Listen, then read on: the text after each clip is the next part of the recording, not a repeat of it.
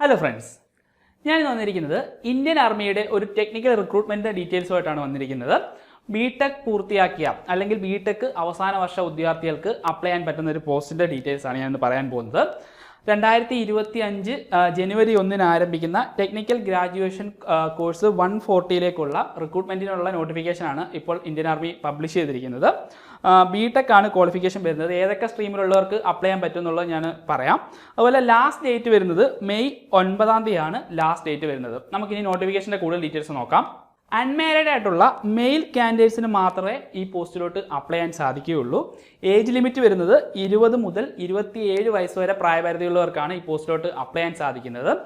Age relaxation ലഭിക്കുന്ന കാറ്റഗറീസിന് അതത് age relaxation ലഭിക്കുന്നതാണ്. അതുപോലെ എഡ്യൂക്കേഷൻ ക്വാളിഫിക്കേഷൻ ഡീറ്റെയിൽസ് നമുക്ക് നോക്കാം.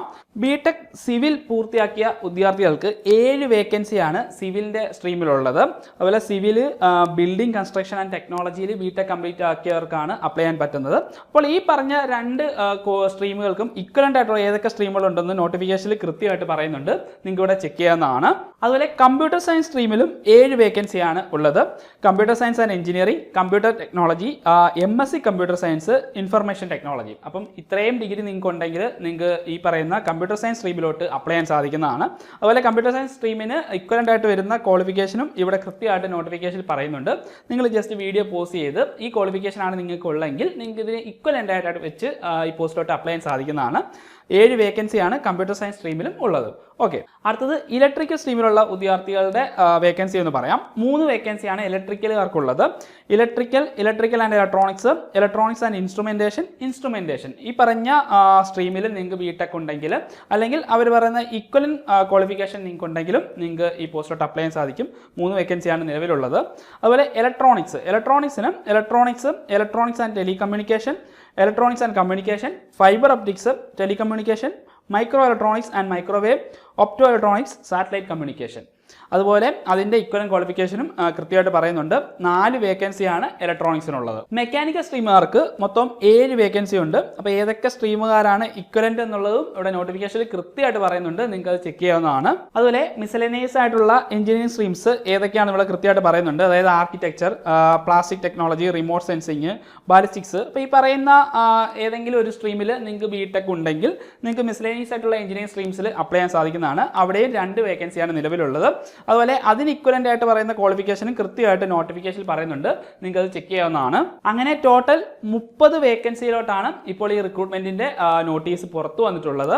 അപ്പം ബിടെക് കംപ്ലീറ്റ് ചെയ്ത അല്ലെങ്കിൽ ബിടെക്കിൽ ലാസ്റ്റ് ഇയർ പഠിക്കുന്ന വിദ്യാർത്ഥികൾക്ക് നല്ലൊരു അവസരമാണ്. ഇന്ത്യൻ മിലിറ്ററി അക്കാദമി ഡെറാഡൂണിൽ 12 മാസത്തെ ട്രെയിനിങ്ങിന് ശേഷം നിങ്ങൾ ലെഫ്റ്റനന്റ് റാങ്കിലായിരിക്കും നിങ്ങൾ ജോലിയിൽ പ്ലേസ് ആവുന്നത്. ലെഫ്റ്റനന്റ് റാങ്ക് കഴിഞ്ഞിട്ട് കൃത്യമായിട്ടുള്ള പ്രൊമോഷൻ എന്തൊക്കെയാണെന്ന് നോട്ടിഫിക്കേഷനിൽ കൃത്യമായിട്ട് പറയുന്നുണ്ട്. ലെഫ്റ്റനന്റ് കഴിഞ്ഞിട്ട് ക്യാപ്റ്റൻ, മേജർ, ലെഫ്റ്റനന്റ് കേണൽ, അങ്ങനെ പോകുന്നു പ്രൊമോഷൻ സാധ്യതകൾ. എന്നിട്ട് അതിനൊക്കെ വരുന്ന പേ സ്കെയിലും കൃത്യമായിട്ട് തന്നെ നോട്ടിഫിക്കേഷനിൽ പറയുന്നുണ്ട്. അപ്പോൾ ഞാൻ പറഞ്ഞ പോലെ തന്നെ ലെഫ്റ്റനന്റ് റാങ്കിലാണ് നിങ്ങൾ എൻ്റർ ആവുന്നതെങ്കിൽ നിങ്ങൾക്ക് 56,100 രൂപ മുതൽ 1,77,500 വരെയാണ് നിങ്ങളുടെ പേ സ്കെയിൽ വരുന്നത്.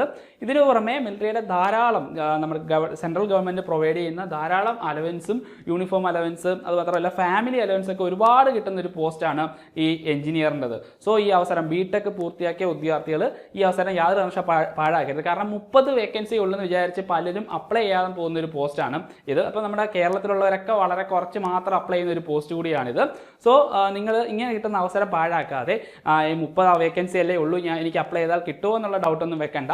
ഈ ഒരു അവസരം കിട്ടുമ്പോൾ നമ്മൾ അത് അപ്ലൈ ചെയ്യുക എന്നുള്ളത് മാത്രമാണ് ഇവിടെ ശ്രദ്ധിക്കേണ്ടതായിട്ടുള്ള കാര്യം. സോ ഈ ജോലി നിങ്ങൾക്ക് കിട്ടിക്കഴിഞ്ഞാൽ വളരെ ഉയർന്ന ഒരു സാലറി സ്കെയിലാണ് നിങ്ങൾ എൻ്റർ ആവുന്നത്. അത് മാത്രമല്ല നിങ്ങൾക്ക് മിലിറ്ററിയിൽ തന്നെ ഉന്നതമായ ഒരുപാട് പോസ്റ്റിലോട്ട് എത്തിച്ചേരാനുള്ള ഒരു അവസരം കൂടി, ഒരു എൻട്രി കേഡർ കൂടിയാണ് ഈ എഞ്ചിനീയറിൻ്റെത്. ഓക്കെ, ഇനി എങ്ങനെ ഈ പോസ്റ്റിലോട്ട് അപ്ലൈ ചെയ്യാമെന്ന് ഞാൻ പറയാം.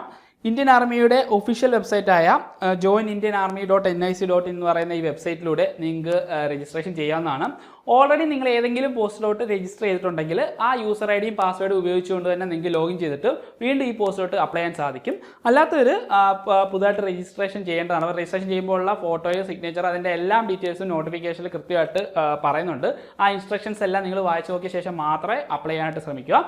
പിന്നെ ഈ പോസ്റ്റുമായിട്ട് ബന്ധപ്പെട്ട എന്തെങ്കിലും ഡൗട്ട്സ് ഉണ്ടെങ്കിൽ നിങ്ങൾക്ക് താഴെ കമന്റ് ബോക്സിൽ രേഖപ്പെടുത്താവുന്നതാണ്. അപ്പോൾ ഇതുപോലുള്ള സെൻട്രൽ ഗവൺമെന്റ്, സ്റ്റേറ്റ് ഗവൺമെന്റുമായിട്ട് ബന്ധപ്പെട്ട ജോബ് അപ്ഡേറ്റ്സുകൾ ലഭിക്കാനായിട്ട് നമ്മുടെ ചാനൽ സബ്സ്ക്രൈബ് ചെയ്യാത്തവർ സബ്സ്ക്രൈബ് ചെയ്യുക. നമ്മൾ പ്രധാനമായിട്ടും ടെക്നിക്കൽ നോട്ടിഫിക്കേഷൻസും അല്ലെങ്കിൽ അതുമായിട്ട് ബന്ധപ്പെട്ട ഡീറ്റെയിൽസ് ആയിരിക്കും നമ്മുടെ ചാനൽ അപ്ലോഡ് ചെയ്യുക. അപ്പോൾ ചാനൽ സബ്സ്ക്രൈബ് ചെയ്യാത്തവർ സബ്സ്ക്രൈബ് ചെയ്യുക. മറ്റൊരു വീഡിയോ വീണ്ടും കാണാം. Good bye.